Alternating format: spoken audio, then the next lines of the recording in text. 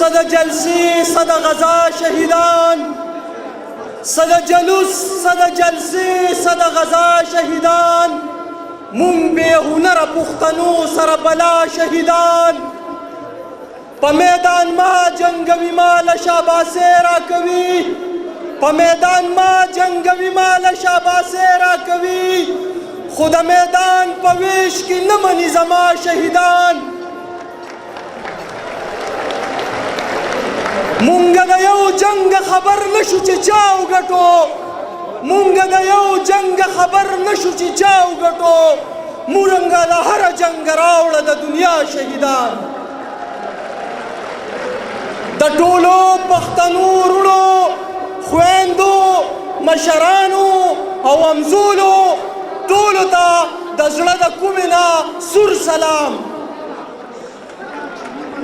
زما عزتمندو څنګه چې تاسو ته پته ده چې د کله نه دا پاکستان جوړ شوی دی، نو چې د کله نه انګریز د دې خاورې نه پښتنو ځغلولی دی، د هغې ورځ نه د انګریز استعمار چې کومه پالیسي وه هغه ټوله پالیسي د پاکستان د پنجاب اسټیبلیشمنټ ته په حواله کړه، او کم ظلم جبر چې د پښتنو سره انګریزانو کولو، هماغه ظلم جبر اوس یو پنجابی د پښتنو سره کوي. دا خبره ښکاره ده چې انګریز د دې ځګي نه لاړ، خو دا خبره ډېره څرګنده ده چې د انګریز هغه ظلم، هغه جبر، هغه بربریت نن هم د پښتنو سره د هغې نه زیات روان دی. پښتون ته پوز مومنټ صرف د دې وطن د آئین او د کنسټیټیوشن کې دننه خپل حقوق غواړي. دا ریاست چې دلته کې خلک په لکاو په کروڑونو روپو ټیکسونه ورکوي، په اوبو کې ټیکس، په بجلی کې ټیکس، په خوراک کې ټیکس، دا ریاست په د دې ټیکسونو په بدل کې زما د جان و مال تحفظ کوي، زما د تعلیم خیال بساتي، زما د صحت خیال بساتي. خو ډېره د افسوس خبره ده چې نن یو څو جرنیلان په دې کې خوشحاله دي، نن یو څو واکداران غټ خېټي چې هغوی زموږ په حقوقو باندې، هغوی زموږ په انساني او بشري حقونه هغوی پاماله کړي دي. ګرانو ملګرو، دا یو پاڅون دی، دا پاڅون به 10 کاله 20 کاله 30 کاله دا به تېروي، خو خپل حق به ترې غواړو، او که په خوښه یې نه راکوي، که په رضا یې نه راکوي، نو موږ ته بیا خپلو پښتنو مشرانو لارښودانو باچا خان بابا نور هم ډېرې لارې ښودلې دي.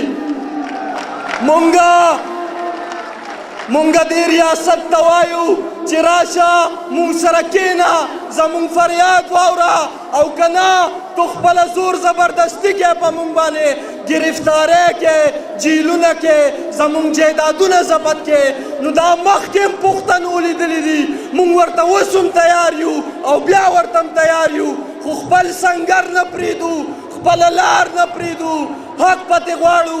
ګرانو وروڼو، یوه کیسه راته رایاده شوه، یوه وړه شانې کیسه درته کوم. په یو کور کې یو سمسیره عادت شوې وه، سمسیره.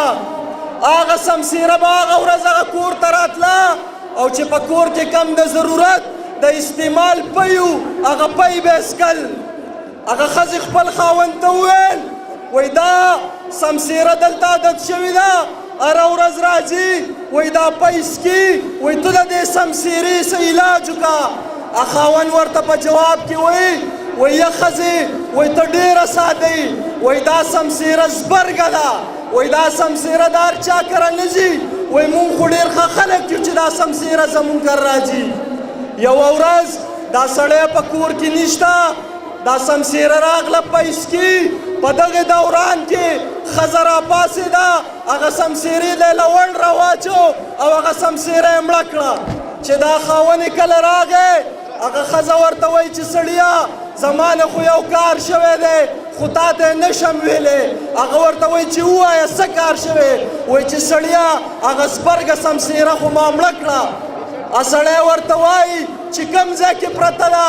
دا ورته وایي چې هغه ځای کې مې غورځولې ده چې دا خاوند یې ورغی له وړې راواغستو او په هغه مړه سمسیره باندې یې راکېښودل او سم یې وچقوله. ښځه ورته وایي سړیه وایي دا څه کې؟ وایي تا خو وایي چې دا سمسیره زبرګه ده. هغه ورته وایي یا ښځې وایي هېڅ زبرګه نه ده خو وایي زه ترې یېرېدمه. نو ګرانو وروڼو دا ریاست اوس هغه سمسیره جوړه شوې ده چې دا د پښتنو د حقوقو خوري څټي او اوس ورله موږ دا سر چقولی دی او دی چې بیا هم داسې کوي. پښتانه به راپاسي او خپل حق پتې غواړي.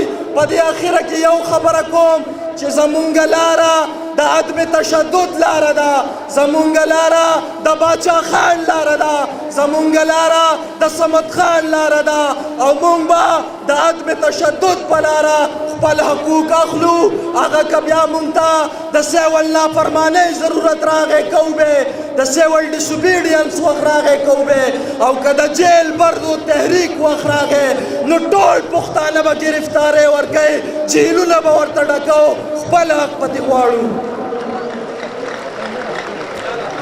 دا غني خان په دې یو څو شعرونو درنه اجازت غواړم.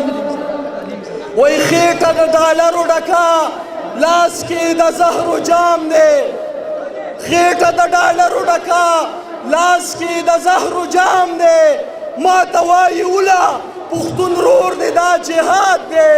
ورشه په پنجاب کې چې خویندې لوڼه ګټه کوي، ورشه په پنجاب کې چې خویندې لوڼه ګټه کوي، ښه موټر ښه بنګله او ښه سوربریتی خان دی او فقه شریعت پښتو په دغه ځای تمامه ده، فقه شریعت پښتو په دغه ځای تمامه ده، وینه د پښتون په بل پښتون باندې حرامه ده. والسلام.